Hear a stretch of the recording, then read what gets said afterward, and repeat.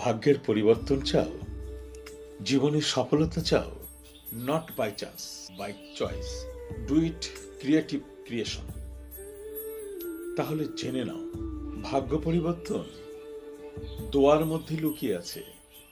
তবে তোমার নিজের জন্য নিজের দোয়া নয়, অন্যের দোয়া, অন্য কোনো মানুষের দোয়া।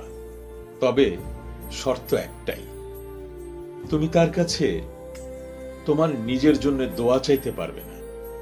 সে তোমাকে ইচ্ছে করে নিজের মন থেকে দোয়া করবে।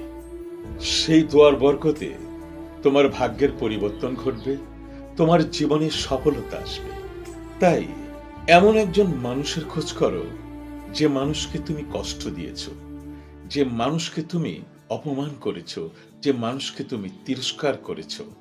তার কাছে গিয়ে মিনতিপূর্ণ ক্ষমা চাও এবং তার জন্য এমন কাজ করো, এমন কিছু কাজ করো, সে যেন তোমাকে ক্ষমা করে দেয় এবং বিগত দিনের সমস্ত কিছু ভুলে সেজন্য তোমার জন্য মন থেকে মনোপ্রাণ দিয়ে দোয়া করে।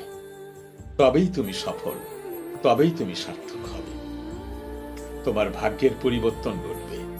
তা না হলে তোমার জীবনের 16 আনাই বৃথা।